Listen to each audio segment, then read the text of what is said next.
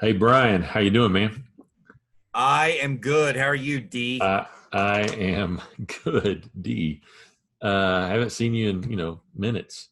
Yeah. I haven't It's seen you on Zoom in weeks. I know we haven't been doing Zoom, and let me tell you, I had dinner with a family from Southwest the other week, and they had some words for me that we were not doing the midweek message anymore. So uh, we Really? we made. I mean, I've had a few people say they miss seeing our faces on video online and on a regular time. Man, I just presume they're sick of our faces. Well, I know I am sick of my face. So hey, just Me just so you too. know, this is I not mean, what this I is mean mine. about. But yeah, that's not what this is about. But we are considering a regular fall offering of the midweek with Brian and Doyle. So if you have any feedback for that, just give it to us down in the comments and that kind of thing. But this this video today is about something different, something for the fall. Brian, why don't you get us started? Yeah, we kind of have a big announcement to give to you. Like other years, fall is coming, and like other years, our annual regroup is upon us, and that has always served for the last, I don't know, 10 years kind of as a kickoff for us, just a time for our church family to refocus and specifically re-engage with each other for the corporate spiritual discipline of getting back into small groups and really everything else that we do on a regular basis that summer always interrupts. But unlike other years, COVID is still lingering and it's still affecting things. And that makes this year, while fall and regroup is coming, it's creating an air of uncertainty around everything that's affecting us as we look at the fall. Yeah, and that air of uncertainty is the problem. It's like COVID's not the problem; it's the uncertainty that becomes the problem. And trying to make any decision, just like in your family, with uncertainty, makes it hard to plan vacations or any for the church, any other initiatives like we have in the past. So the leadership has gotten together, the elders and the ministers, and prayed together and collaborated together and have made some decisions about our normal fall practices, and we want to begin encouraging you with that. It'll be a month away, so regroup starts on September 13th. That's a month and a day away, and beginning that week, we want to challenge everyone in our Southwest family. And this sounds so crazy that this is what we're starting with, but this is where we believe we need to start. Everyone in the Southwest church family to re-engage with Southwest for a weekly worship in one of two ways. We're going to give you a couple options.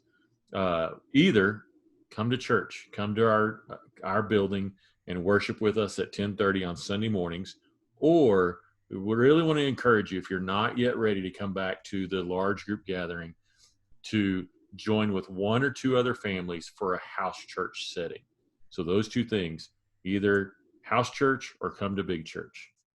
Yeah, I join you, Doyle, in thinking it's a year ago we would have never thought that that's the big reveal, right? That's the big call for the fall of 2020 is engage in weekly worship. But here's where we're All right. coming from on that. Okay, so back when COVID first hit, our church staff was given this great paradigm with which to think and plan.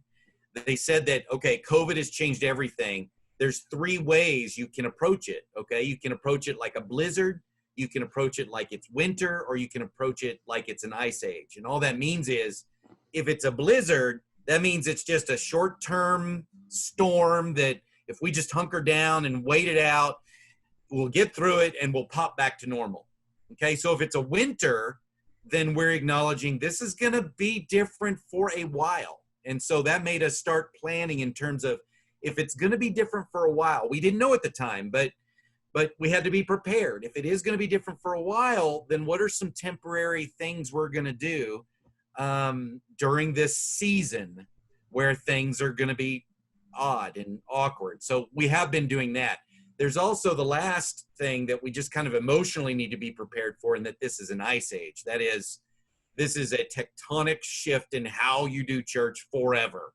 And so we have learned it is not a blizzard, that it Correct. is at a minimum a long winter, and we really don't know when the end of winter is going to be. So many of us, many of you, have taken the blizzard approach. Okay, we're hunkering down and waiting it out because we just don't like all the adjustments we're having to make. So we're just going to hunker down, wait it out, and pretend like shortly things will get back to normal. Well, now we know that's not the case. This is a long winter, and we don't know when it's going to end. So because of that, we have kind of discerned that not everybody's done this, okay, but many in our church family, by waiting, we may be unintentionally doing spiritual harm to ourselves and to our families because we're neglecting any sort of spiritual rhythm that feeds our soul.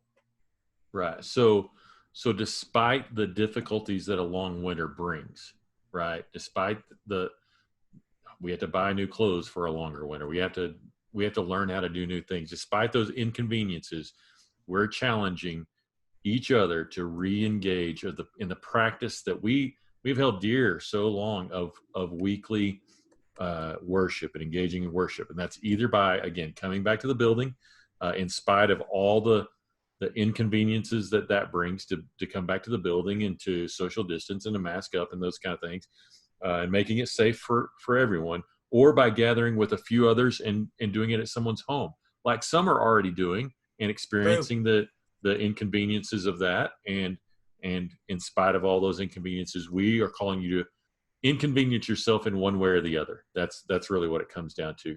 The hunkering down is inconveniencing us in a way that could be damaging it to our spiritual lives long term. And that's what we're calling our church to. So to be clear, our plan, and remember, this is our plan, and plans change, but this is our plan, is to operate this way for the entire fall. And then in January, of course, we'll have a plan for January to revisit this. Yeah. So just there's a real benefit to that. So just knowing what we're going to do for the fall. So that is our intention. We're going to operate this way for the rest of 2020, unless we're forced to make a change because of circumstances. But this is our intention. We feel like it's broad enough that it'll cover a lot of variables, but specific enough that we can focus on it. So we have about a month now. So we're way ahead here, but you can expect us to be harping on this between now and then, to really challenge you to pick one of these two ways. And we are equally excited about both of them. Okay. Like we have some vision reasons to be excited about house churches, and in addition to coming back to the building. So if you do want to consider the house church idea, you have a month to kind of think about it. Details on that, resources for that, and simple instructions on how to begin a house church. Those are forthcoming. Ryan Porsche is spearheading that effort, and you can expect those to be available to you for your consideration very soon. Right. And so some have been asking about, what about our youth ministry? What about our children's ministry? And even what about adult classes and spiritual growth? So one of the things that this does, this decision to know what we are doing until January does for our children's ministry and youth ministry and adult education, is gives them, okay, now we know what the parameters are. It gives them some certainty so they can make decisions on how they are going to best in COVID, best provide disciple making services for our church for those age appropriate ways. So that has given them some clarity to be able to move forward. So soon you'll be hearing from children's ministry if you have children, and youth ministry if you have youth, and parents, on how those things will be happening within those parameters, with this encouragement to get back to Sunday morning worship, but without our traditional kind of Bible classes that we've done as long as I've been here, at least. So be looking for those things, and there'll be, some of them will be maybe virtual, and some of them will be in smaller groups than we're normally used to.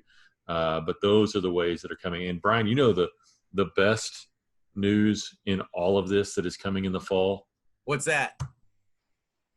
I can tell you that on September 15th, Jesus is coming. What? Yeah. Jesus is coming on September 15th? September 15th. How do you know that? How can you possibly know that? It's on our website. It's on our website? It's on the schedule. The Bible says no one knows the day or hour. No, it's on the Bible reading schedule. We finally. The Bible Project. Yes. What do you think I'm talking about? We finished the Old Testament. Yeah, I got you. Yes, that's Yeah, I'm exciting. talking about Jesus is coming to our Bible reading. I got you. I don't know what you thought I was That's talking right. about. You're right. We're entering into the Gospels, the thing that the whole Old Testament points us towards, and that's the Yes. message and ministry of Jesus. And Yeah, that's that is going to exciting. be an exciting time. That's going to be fun to teach through and talk about and worship through and all those kind of things and reading. It is. Not that I don't mind the reading, for 12 of the last 10 months in Jeremiah, but I'm ready for Jesus to come. All You're right. mad. Okay. Yeah. Hey, Yeah. all right. So, church, we just wanted to let you know what's coming. That's the big news. Is we are really going to engage with each other and encourage each other to re-engage in worship.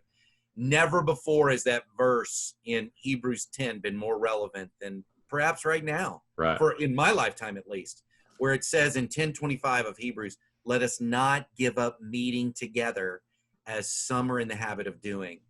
And so, through very unintentional, no fault of our own, our habits were invaded. Okay, Yes. so we may have developed new habits of making our gathering for corporate worship together with like-minded people, with Christians, worshiping together in community. We might have gotten out of that habit, and so a new habit has come to where that's maybe we're not doing it, or we just kind of made it optional. And so we really feel like it's important for all of us, not in some kind of legalistic way, but in a spiritual way, in the spirit of this scripture's way. Yeah. Let us not give up meeting together as some in the habit of doing, but let us get together and encourage one another and edify one another and stay engaged with Jesus. We all need Jesus, especially in times like that surface. So we want to call on him together in a habitual way. Yeah. Anything else, Good Doyle? stuff, Brian. That's all I got. We'll be Okay. seeing the church. Well, at least they'll see us on Sunday. That's right. Where we're in the Psalms this week. So we hope to see you soon. Okay. Love you guys.